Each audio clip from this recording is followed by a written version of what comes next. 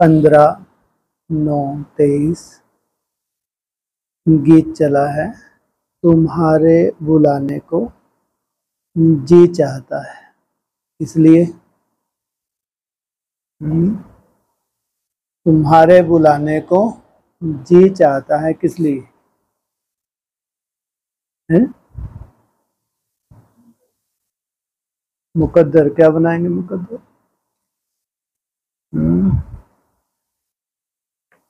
इसलिए हमने शास्त्रों में सुना है, शास्त्र में गायन है कि जब भगवान आते हैं तो हमको दुखों से छुड़ा के कहाँ ले जाते हैं? सुखधाम में ले जाते हैं। आत्मा जब बहुत तामसी बन जाती है, तमो प्रधान बन जाती है, तो भगवान का गायन है क्या? पतितों को आगे आके पावन बनाते हैं। इसलिए तुम्हारे बुलाने को जी चाहता है ताकि हमारा मुकद्दर बने। किसने छीन लिया तुम्हारा मुकद्दर? कहाँ चला गया? किसने छीना? मुकद्दर है अभी बना हुआ? जी, माया रावण ने छीन लिया। अब वापस हम चाहते हैं हमारा मुकद्दर बन जाए, तकदीर जग जाए। कितने जन्म के लिए? हैं जी? जन्म जन्मांतर के लिए। फिर से हमारे आत्मा में इतनी शक्ति भर जाए, आत्मा की बैटरी ऐसी चार्ज हो जाए तो कितने जन्म चलती है? 84 जन्म चलती है। इतनी पावरफुल आत्माएं हैं संगम युग पे। इस संगम युग पे इतनी अपनी बैटरी को चार्ज कर लेती हैं, तो उनके लिए बोला है मुरली में, कोई कोई आत्माएं 82-83 जन्म तक भी बहुत सुखी रहती हैं। सोचो। तो वो आत्माएं बुलाती हैं कि तुम्हारे बुलाने को जी चाहता है, आके हमारी चाहना को पूर्ण करो। ओम शांति। यह कितना मीठा गीत है, कितना अर्थ सहित है। जो विशाल बुद्धि वाले होंगे वह अच्छी रीति समझ सकेंगे। बुद्धि भी नंबरवार है ना, उत्तम, मध्यम, कनिष्ठ होते हैं। उत्तम बुद्धि वाले इसका अर्थ अच्छी रीति समझ सकते हैं। तुम्हारे बुलाने को जी चाहता है, यह कौन कहता है? बच्चे। कौन से बच्चे? इतने तो ढेर हैं। जो ब्राह्मण बने हैं, जो देवता थे, जिन्होंने ही पूरे 84 जन्म लिए हैं, उन्होंने ही जास्ती बुलाया है। सबसे जास्ती किसने बुलाया? जिन्होंने पूरे 84 जन्म लिए। वही शिव अथवा सोमनाथ के मंदिर की स्थापना करते हैं। किसके? हो गया? आंखों में दर्द हो रहा है? आंखों की क्या हालत हो रही है? वेल्डिंग कर रहा है? ऐसे कैसे हो रही है? हाँ, क्या क्या बोला? शिव की और सोमनाथ के मंदिर की स्थापना करते हैं। वही शिव अथवा सोमनाथ, शिव को हो अथवा उसको सोमनाथ को हो, सोमनाथ के मंदिर की स्थापना करते हैं। सिद्ध होता है हम जो पूज्य देवी देवता थे अभी पुजारी बने हैं। बरोबर हम पूज्य थे फिर पुजारी बने, तो सोमनाथ शिव की पूजा करते हैं। कौन सा यादगार है पुजारी बनने का? सोमनाथ। शास्त्रों में कौन सा है? उसका क्या हिसाब किताब है? किसने श्राप दिया? किसको? सोम। जब चंद्रमा श्रापित हो गया तो फिर क्या किया उसने? श्राप से मुक्त होने के लिए शिव की आराधना की। रुद्र यज्ञ बहुत रचते हैं, रुद्र ज्ञान यज्ञ कभी नहीं रचते। रुद्र यज्ञ बहुत रचते हैं, रुद्र ज्ञान यज्ञ कभी नहीं रचते, रुद्र यज्ञ नाम रखते हैं। अभी भी रुद्र यज्ञ रच रहे हैं। तुम बहुत अच्छा समझा सकते हो रुद्र कौन है। तुम बहुत अच्छा समझा, इनके बस का नहीं है। क्या तुम बहुत अच्छा समझा सकते हो क्या रुद्र कौन है? कौन है रुद्र?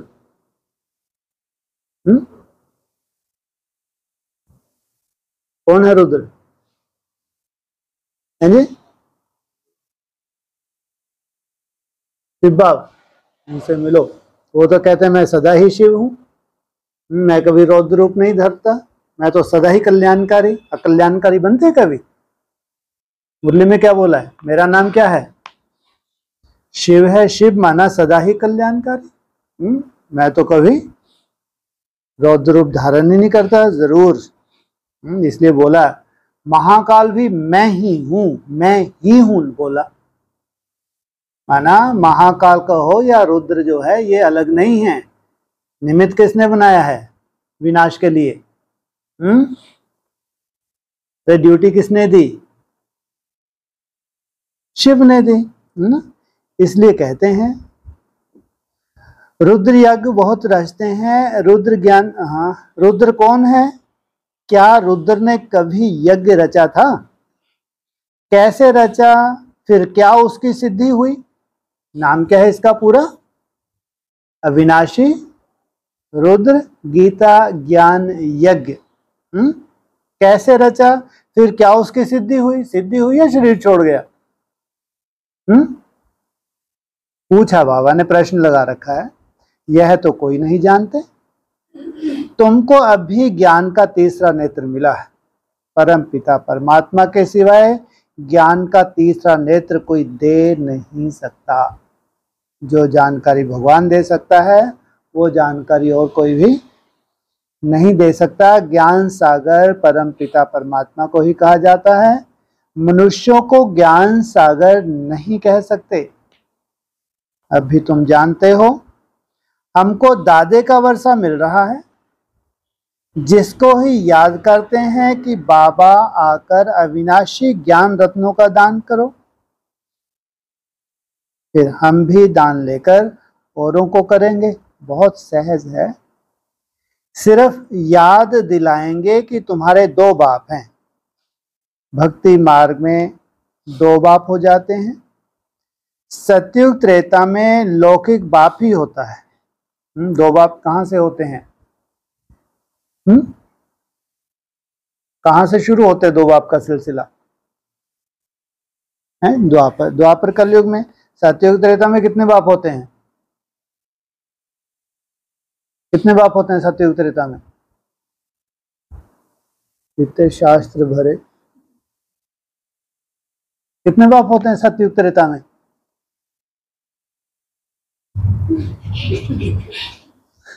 कितने? रिकॉर्डिंग हो रहा है यार। सतयुग त्रेता एक शिव बाबा, दूसरा ना कोई। इनसे मिलो। सतयुग में भी लगे रहे हैं, यही कुछ कर रहे हैं शिव बाबा शिव बाबा। है सतयुग में ये करोगे तो सतयुग में कितने बाप होते हैं? नहीं मालूम? हैं जी? हाँ।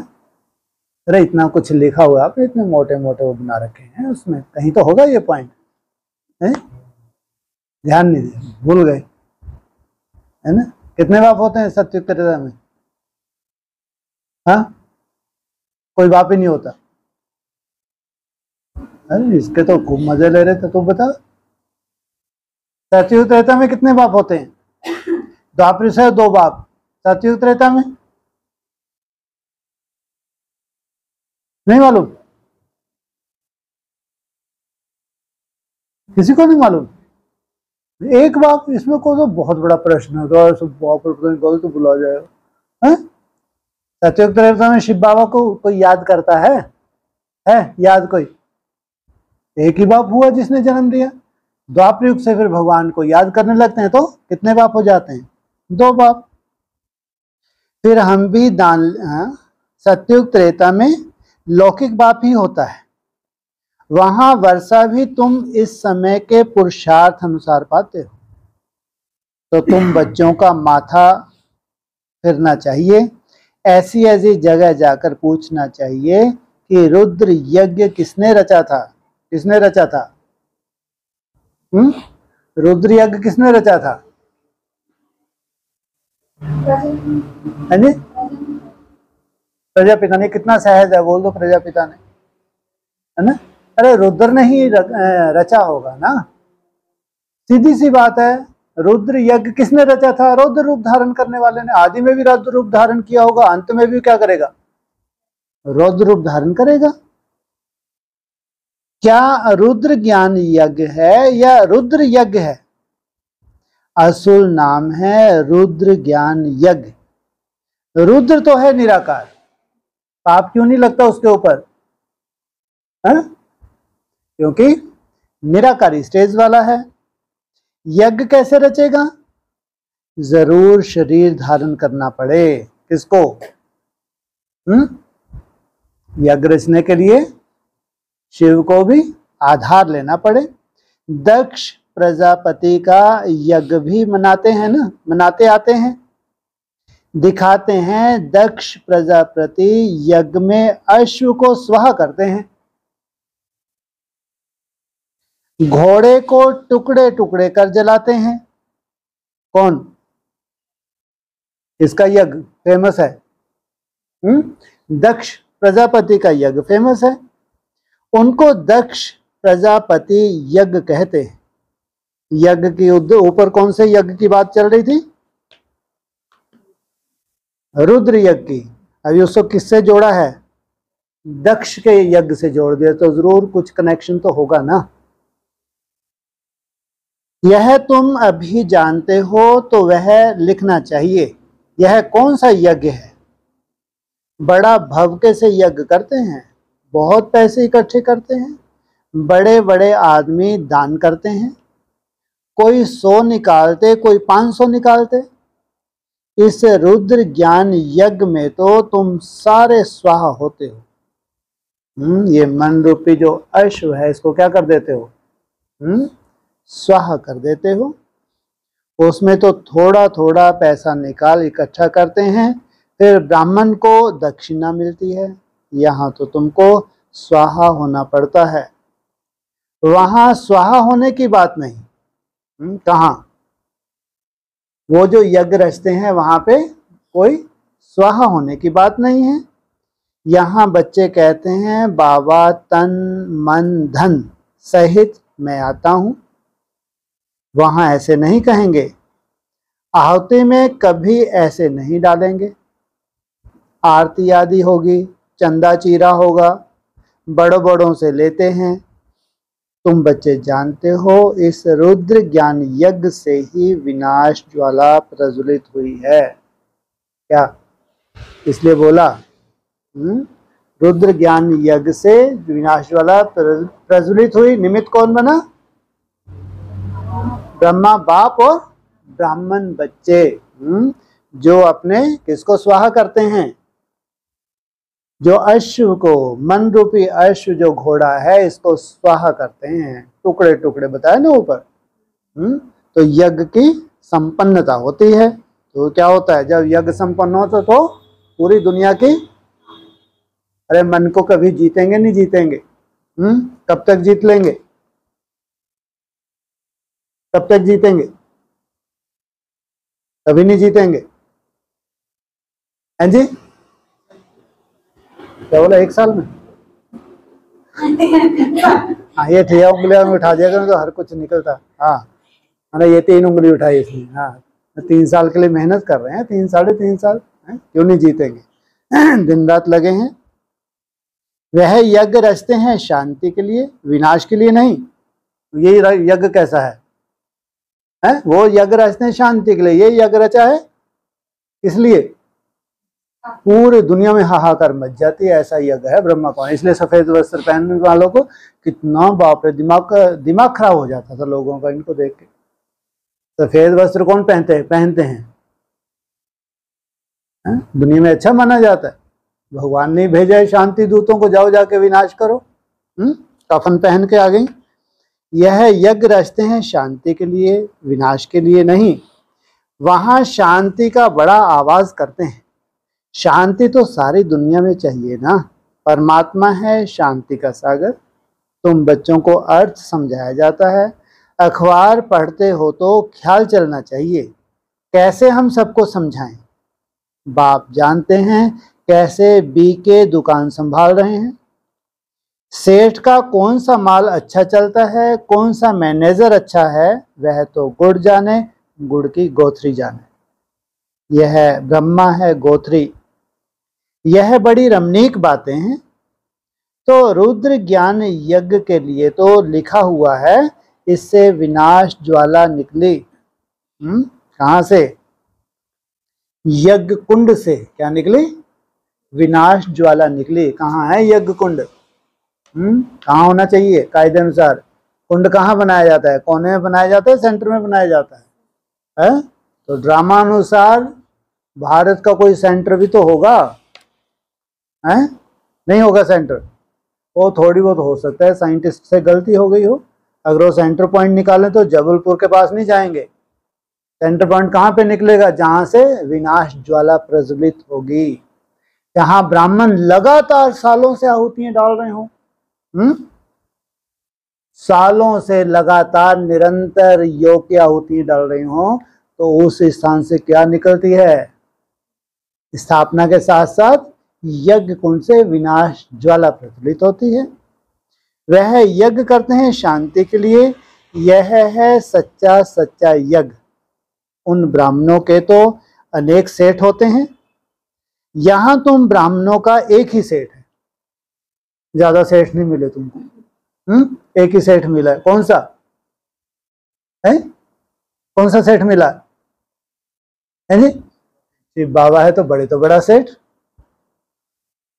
वह है रुद्र।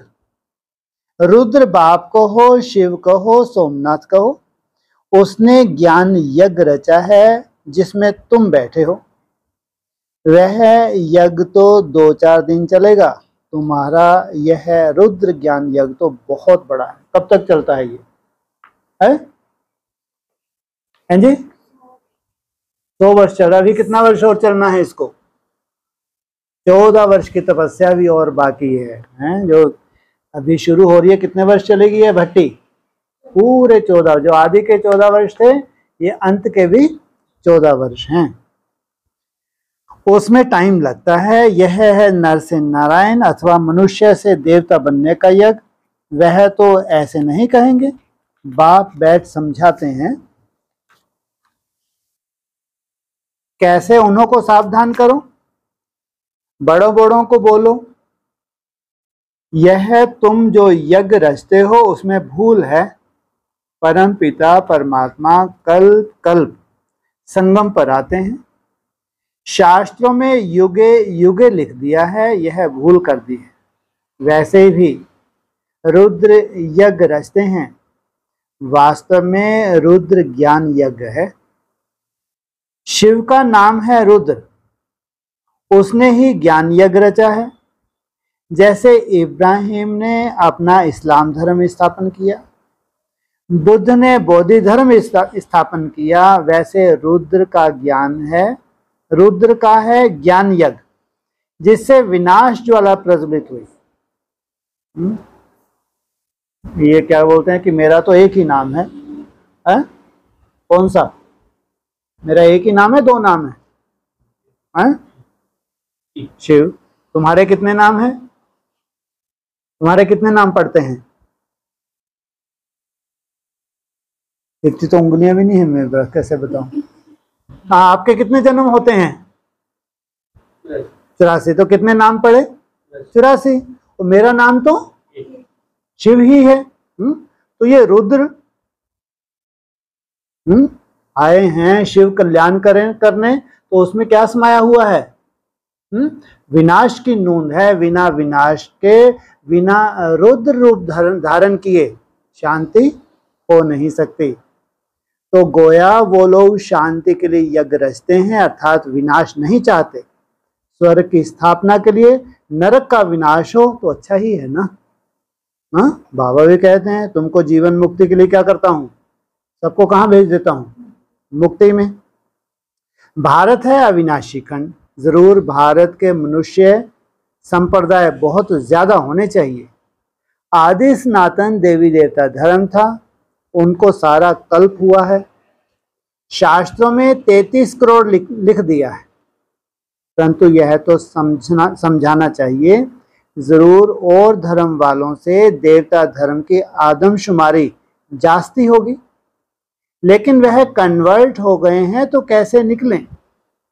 बौद्धि, क्रिश्चियन, मुसलमान आदि जाकर ढेर बने हैं, इसलिए थोड़ी संख्या हो जाती है। किनकी? भारतवासियों की सबसे जास्ती संख्या होनी चाहिए, उनकी सबसे कम संख्या है। सबसे जास्ती संख्या किनकी है नहीं? क्रिश्चियंस की, नंबर 2 मुसलमानों की, जबकि होनी चाहिए भारतवासियों की। यह भी ड्रामा है, इसमें समझने की बड़ी विशाल बुद्धि चाहिए। जब तक बुद्धि में ज्ञान नहीं बैठा है तो सिर्फ अर्पणमय होने से क्या फायदा। आके समर्पित हो गए हैं बाबा, तो उससे क्या फायदा। बुद्धि में ज्ञान चाहिए। अर्पणमय तो ढेर बनते हैं, परंतु जो अच्छी रीति धारण कर और कराते हैं, प्रजा बनाते हैं, वह अच्छा पद पा सकते हैं। तो यह गीत एक्यूरेट है। बुलाने को जी चाहता है। सबसे पहले 84 जन्म किसने लिए होंगे? सबसे पहले हैं जी? बाबा ने, शिव बाबा ने। आदि नारायण कहो ना, है ना। जो पहले पहले थे वह ही देवी देवताएं, सो भी भारत में थे। अभी तो कोई कहाँ कन्वर्ट हो गए हैं, कोई तो भारत से बाहर चले गए हैं। नहीं तो वास्तव में भारत जैसा बड़े तेवड़ा तीर्थ कोई हो नहीं सकता। और सभी धर्म स्थापक जो हैं, उन्हों को भी पावन बनाने के लिए भगवान को भारत में आना पड़ता है। हाँ, पूरे विश्व को पावन बनाने का ठेका भगवान ने उठाया है, तो कहां से करते हैं? भारत से ही, क्योंकि सब पतित हैं। सबको पावन बनाने वाला एक है, यह तुम जानते हो। तुम्हारे में भी नंबरवार यथार्थ रीति जान सकते हैं। इसमें यथार्थ रीति जानने की क्या बात है? तुम्हारे में भी नंबरवार यथार्थ रीति, माना जो जितना श्रेष्ठ होगा, ऊंच से ऊंच पद पाने वाला होगा, उतना ही सूक्ष्मता से इन सब रहस्यों को जानेगा। तुम कहेंगे हम रुद्र ज्ञान यज्ञ में बैठे हैं। ऐसा कोई यज्ञ होता है क्या जिसमें इतना समय बैठे हो? यज्ञ रचते हैं कितने दिन के लिए? 2-4 दिन के लिए। और तुम्हारा यज्ञ कितने वर्ष के लिए है? 100 वर्ष के लिए। क्या बैठ करते हो? रुद्र जो ज्ञान सुनाते हैं वह सुनते ही रहते हो। जहां तक रुद्र बाबा इस शरीर में है, सुनाते ही रहेंगे। प्रजापिता ब्रह्मा भी तो जरूर यहां होगा ना? क्या? जहां तक रुद्र बाबा इस शरीर में है, सुनाते ही रहेंगे। फिर दूसरा, प्रजापिता ब्रह्मा भी तो जरूर यहां ही होगा ना? क्या मतलब हुआ?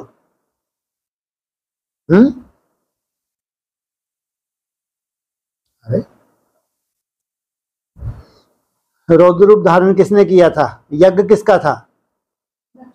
दक्ष का यज्ञ था। और रौद्र रूप किसने धारण किया था? कौन सी जटा थी? वीरभद्र और भद्रकाली। तो जहां तक रुद्र बाबा इस शरीर में है, सुनाते ही रहेंगे। प्रजापिता ब्रह्मा भी तो जरूर यहां होगा ना? ब्रह्मा का दिन और ब्रह्मा की रात गई हुई है। तुम अभी कहां जा रहे हो? ब्रह्मा के दिन में या रात में? है दिन में। कब से शुरू हो रहा है ब्रह्मा का दिन? हैं जी? 24 से 18 से तो फिर तुम्हारा दिन कब से, अगर उसका दिन 18 से शुरू हो गया तो तुम्हारी कौन रात चल रही है, दिन चल रहा है?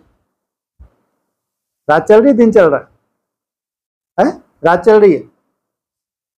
24 दिन होगा, मन अभी तक अंधकार में धक्के खा रहा था। ऐसे ही तुम लोग 2015 में 21 तारीख ये वो, अव्यक्तवाणी में भी ठप्पा लगा दिया। कल परसों अव्यक्तवाणी चली थी ना, कौन सी डेट बहुत वैल्यूबल बताई है? 2। अब ये 21 का रट्टा लगाओ, 18 और 21।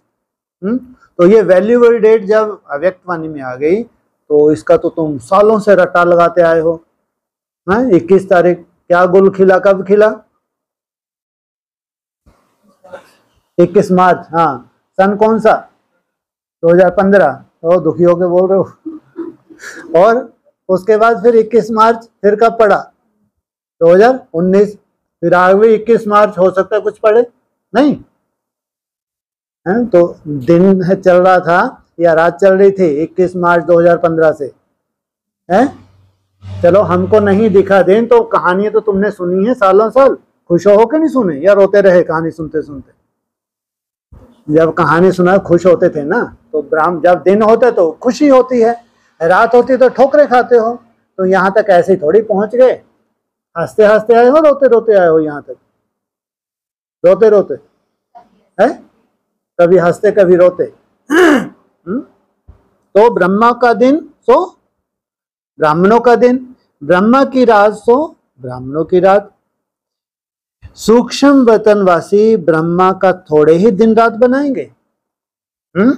सूक्ष्म वतनवासी तो इंतजार कर रहे हैं, क्या लेके खड़े हैं? वरमाला लेके खड़े हैं। वह तो सूक्ष्म वतनवासी देवता हैं। दिन और रात का प्रश्न यहाँ का है। ब्रह्मा की रात माना पतित, फिर वही पावन बनते हैं तो दिन होता है। अंधकार में है तो पतित, फिर जब उजाला होता है तो अंधकार से बाहर आते हैं। ब्रह्मा को भी पावन बनाने वाला वह एक सतगुरु है। सत बाबा, सत टीचर, सतगुरु तीनों इकट्ठे हैं। पहले जरूर बाप के बच्चे होंगे, फिर पद टीचर से पाएंगे। नंबरवार है ना, यह भी बुद्धि में रहे तो कितनी खुशी रहे। तुम पहले बेहद के बाप के थे ना, यहाँ आए हो पार्ट बजाने। भक्ति मार्ग में बेहद के बाप को याद करते आए हो, क्योंकि वह है स्वर्ग का रचयिता, जरूर स्वर्ग की राजाई देने वाला होगा। यह समझाना तो बड़ा सहज है, सेंसिबल ही समझा सकेंगे। वास्तव में सेंसिबल तुम ब्राह्मण हो। तुम्हारे में जो अकलमंद हैं उनमें भी नंबरवार है। दुनिया के अकलमंद भी नंबरवार होते हैं ना। यहाँ भी जो सेंसिबल बनते जाएंगे वह जरूर अच्छा नंबर पाएंगे। हर एक अपने दिल से पूछो, हम कहाँ तक सेंसिबल बना हूं? जैसे बाबा मुरली चलाते हैं वैसे वहां भी तुम्हारी मुरली चल सकती है क्या? जैसे बाबा मुरली चलाते हैं वैसे वहां भी तुम्हारी मुरली चल सकती है। तुम उन्हें समझाओ कि रुद्र यज्ञ और रुद्र ज्ञान यज्ञ में रात दिन का फर्क है। हमारा है रुद्र ज्ञान यज्ञ और क्या उनका होता है रुद्र यज्ञ। रात दिन का फर्क है। वो क्या करते हैं, उसमें आहुतियां डालते हैं। किसकी? जौ तिल की आहुति डालते हैं। और हम कौन सी आहुति डालते? अपने 5 विकारों की आहुति डालते हैं। तो रात दिन का फर्क है। रुद्र ज्ञान यज्ञ रचा तो उससे विनाश ज्वाला निकली। रोक सकता है कोई? विनाश ज्वाला को कोई रोक सकता है? जब पूरा अश्व तुमने स्वाहा कर दिया, निसंकल्प हो गए, तो सृष्टि की कोई ताकत नहीं। कितने यज्ञ रचें, विनाश तो होना ही है। क्यों? अब तुमको कैसी दुनिया चाहिए? कैसी दुनिया चाहिए? एकदम पावन सृष्टि चाहिए। तो पति सृष्टि का विनाश कोई रोक नहीं सकता। ये लाखों करोड़ों उल्टे लटक जाएं, शांति के लिए यज्ञ रचें, तुम अकेले ही काफी पहलवान हो। सोचो, कहाँ एक पहलवान, कहाँ ये लाखों उल्टे लटकेंगे, नहीं लटकेंगे आगे चल के, यज्ञ रचेंगे, शांति के यज्ञ रचो बैठ के। ये ब्रह्मा कुमार कार्य शुरू हो जाते हैं यज्ञ रचने, शांति हो शांति हो। अरे तू शांति करके तो देखो। अभी कोरोना है तो क्या किया बड़े बड़े महारथियों ने, प्रयोग किए नहीं किए, हुए सफल? हो सकते हैं सफल? कभी नहीं, क्योंकि मुरली का महावाक्य है, तुम्हारी कर्मातीत अवस्था और विनाश का बहुत गहरा संबंध है। तो रुद्र ज्ञान यज्ञ रचा तो उससे विनाश ज्वाला निकली, भारत स्वर्ग बना। और फिर यह फिर यज्ञ रचते हैं विनाश ना हो, अर्थात स्वर्ग स्थापन ना हो। ये उल्टी बुद्धि ब्रह्मा कुमार कुमारियां क्या करते हैं, ये शांति के लिए यज्ञ रचते हैं, योग के प्रयोग करते हैं, क्या बैठ जाते हैं भट्टियां लगाते हैं शांति हो जाए। लगा के देख लो, भट्टियां करके देख लो, शांति। भगवान ने यज्ञ किस लिए रचा है? हाँ, ये गंदगी साफ हो, ये कचरा साफ हो। इनको लगता है पैसे कहाँ से आएंगे, हम तो तैयार हैं नहीं, कम से कम महलों का ही आनंद ले लें। यह तो उल्टी बात हो गई ना। भगवान क्या कह रहा है और तुम दुनिया को दिखावा क्या कर रहे हो? क्या करते हैं दिखावे, भट्टियां रखते हैं शांति के लिए। तब तो बाबा कहते हैं मैं इनका सबका उद्धार करने आया हूं, इनकी भट्टियों से उद्धार नहीं होता, लेकिन मैं क्या करता हूं, इनको भट्टी में झोंक देता हूं। क्या करता हूं? कैसी भट्टी? एक तो योग भट्टी होती है, दूसरी कौन सी भट्टी होती है? पश्चाताप की भट्टी होती है। वो भट्टी नहीं होती है तो 14 साल के लिए भट्टी में झोंक देंगे, नहीं झोंक देंगे इनको? हाँ, जब धर्मराज डंडे मारेगा तो क्या करेगा? स्क्रीन लगाएगा नहीं लगाएगा? हाँ, पहले रियलाइजेशन करवाएगा तब डंडे मारेंगे, वैसे सीधा ही डंडे, पिटाई पिटाई पिटाई पिटाई। कायदा क्या है? तो रियलाइजेशन की भी भट्टी है, सालों साल इनको रियलाइजेशन होगा कि ब्राह्मण बनने के बाद जो करना था वो नहीं किया। तो मैं सबका उद्धार करने आता हूं, रुद्र ज्ञान यज्ञ रचता हूं। तो तुम प्रतिज्ञा करते हो बाबा हम आपसे सुनकर औरों को सुनाएंगे। अच्छा, औरों को सुनाओ। पहले यहां तो रिपीट करो, घड़ी घड़ी रिपीट करो, जो फिर कहां समझा सको। घड़ी घड़ी रिपीट क्यों करो? जो तुम समझा, तुम्हारी बुद्धि में समझ आए तब तो समझाओ। तुमको यही नहीं मालूम रुद्र और शिव में अंतर क्या है? कहाँ रौद्र रूप कितना खतरनाक, तो कहाँ शिव सदा ही कल्याणकारी। तो फर्स्ट क्लास पॉइंट है। उस यज्ञ में तो जो तिल आदि डालते हैं, मेरे रुद्र ज्ञान यज्ञ में तो सारी पुरानी सामग्री ही स्वाहा हुई थी। परंतु यह बातें कोई की बुद्धि में अच्छी रीति धारण नहीं होती। बाप को याद नहीं करते हैं तो बुद्धि का ताला नहीं खुलता। ताला लगा ही रहता है। बाप कहते हैं हम भी क्या करें? इस समय सबकी बुद्धि पतित है, उनको पावन बनाता हूं। जो मेरे को याद नहीं करते उनमें धारणा नहीं हो सकती। ये कितना भी डिंगे मारे, लेकिन भगवान क्या कह रहा है? जो मेरे को याद नहीं करते उनमें धारणाएं नहीं हो सकती। बुद्धि का ताला कैसे खुले? याद से ही खुलेगा। मोस्ट बिलवेड बाप है, उनकी बड़ी महिमा करते हैं। शिव बाबा की कितनी महिमा है। शिव की पूजा भी होती है तो जरूर आता होगा ना। बिगर ऑर्गन्स क्या आकर करेंगे? तो अब ब्रह्मा में आया हुआ हूं। तुम बच्चे बाप दादा के सामने बैठे हुए हो, परंतु देह अभिमान होने के कारण इतना लव बाप के लिए रिगार्ड नहीं रहता। डायरेक्शन पर मुश्किल चलते हैं, अहंकार में आ जाते हैं। बाप कहते हैं मैं निरहंकारी हूं। तुमको इतना अहंकार क्यों आता है? बस समझते हैं मैं ही होशियार हूं, इतना देह अभिमान आ जाता है। यहां होशियारी किस बात की चाहिए? ज्ञान सुनने सुनाने की? कौन सी होशियारी चाहिए? हैं जी? याद की? क्या होगा उस याद से? धारणाएं। हाँ, यहां तो होशियारी चाहिए गीता का प्रैक्टिकल स्वरूप धारण करने की। अब कोई का पति मर जाता है तो उसकी देह खत्म हो गई, बाकी आत्मा निकल गई, फिर ब्राह्मण में आत्मा को बुलाते हैं, देह को तो नहीं बुलाते। भावना रखते हैं तो भावना का भाड़ा मिलता है। पति को याद करते रहें तो पति का साक्षात्कार कर लेंगे। बाबा साक्षात्कार तो कराते हैं ना। ऐसे बहुतों का प्यार होता है। आएगी तो आत्मा ना। कोई का स्त्री में प्यार है तो भावना का भाड़ा मिल जाता है। ऐसा नहीं कि वो आत्मा आ जाती है। क्या बोला? भावना का भाड़ा मिल जाता है। स्त्री को देख लेते हैं, चीज ले आते हैं, खुद उनको पहनाते हैं। ऐसे बहुत कुछ होता आया है। इसमें मुख्य क्या है? क्यों होता आया है ये? किस चीज का फल मिलता है? भावना का फल मिलता है। आगे बहुत विधि से खिलाते थे। जैसे गणेश को अथवा नानक आदि को याद करते हैं तो साक्षात्कार हो जाता है। ऐसे बहुतों को हो सकता है, परंतु वह चाबी एक ही बाप के हाथ में है। कौन सी? साक्षात्कार की चाबी। बाप कहते हैं यह साक्षात्कार की बातें भी ड्रामा में नूंदी हुई हैं। साक्षात्कार कराया, ड्रामा चला, ठहरता नहीं है। ड्रामा को भी अच्छी रीति जानना होता है। अरे बाबा का तो अच्छी रीति रिगार्ड रखो। बाप में इतना रिगार्ड प्यार रखना बड़ा मुश्किल समझते हैं वह तो निराकार है। कहते हैं यह तो उनका रथ है, इनको हम क्या करेंगे? हम तो निराकार को ही याद करेंगे। अच्छा, निराकार की गोद में जाकर दिखाओ।